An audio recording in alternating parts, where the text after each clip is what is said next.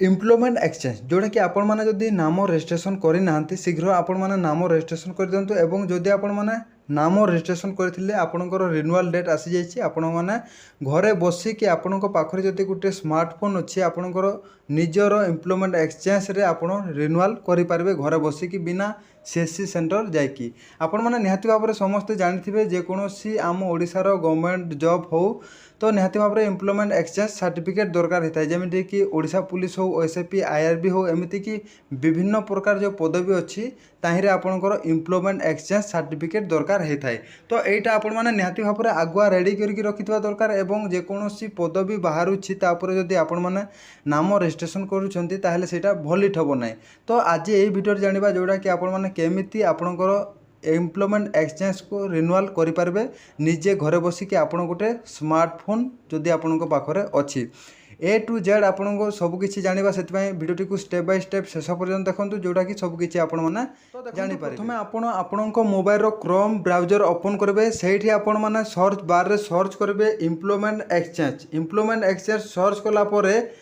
तापर आपण सामने एमती इंटरफेस देखिए जोटा कि director of employment government of Odisha यही ऊपर आपण मैंने क्लिक करेंगे यही ऊपर क्लिक कलापर आपण सामने एमती इंटरफेस देखिए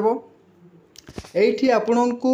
आपणकर एम्प्लॉयमेंट एक्सचेंज रिन्यूअल करार अच्छी। तो रिन्यूअल जेहेतु करार अच्छी आपण को रिन्यू कैंडिडेट उपर आपन को क्लिक करने पड़ो। ये रिन्यू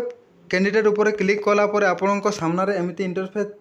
देखो जोटा कि आपणकर रजिस्ट्रेशन नंबर आपड़ कौ रजिस्ट्रेशन नंबर देवे ना आपड़ जो पूर्वर आपणकर एम्प्लॉयमेंट एक्सचेंज रे जोटा कि आपण नाम रजिस्ट्रेशन करते तार जेहेतु आपण को रिन्यूअल करार अच्छी तार जेहेतु डेट आसी जाइए तो आपण मैंने सही रजिस्ट्रेशन नंबर ये आपण मैंने टाइप करेंगे। तो मुझे गोटे रजिस्ट्रेशन नंबर ये गोटे टाइप कर दूची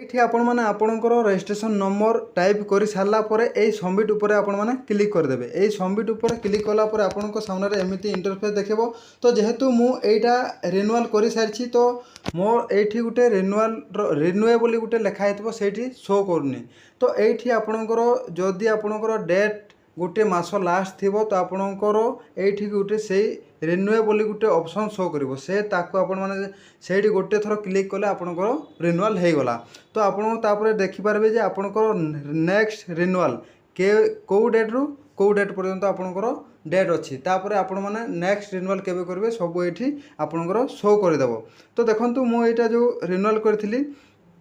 तो मोर नेक्स्ट रिन्यूअल अच्छी जोटा कि 2027/6/30 तारीख रे एटा नेक्स्ट रिन्यूअल मोर अच्छी। तो आपणकर से भाई आपणकर डेट देखेदेव एवं जदि आपण मैंने सही आपणकर एम्प्लॉयमेंट एक्सचेंज को जो आप रिन्यूअल कर सारा पर आपड़ जदि यही प्रिंट काढ़ा चाहते ताहले ये लिखाई प्रिंट एक्सटेंड शॉर्ट एक्नॉलेजमेंट ये आपण मैंने क्लिक कर जदि आपण मैंने क्लिक कर देछंती ताहले आपणकर पीडीएफ टी ऑटोमेटिक डाउनलोड हो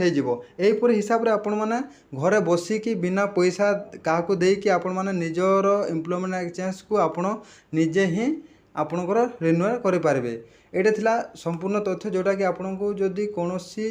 प्रकार डाउट अच्छी आपणकर एम्प्लॉयमेंट एक्सचेंज रिन्यूअल को लेकिन तो आपण निहाती भाव में कमेंट बॉक्स रे कमेंट करंतु।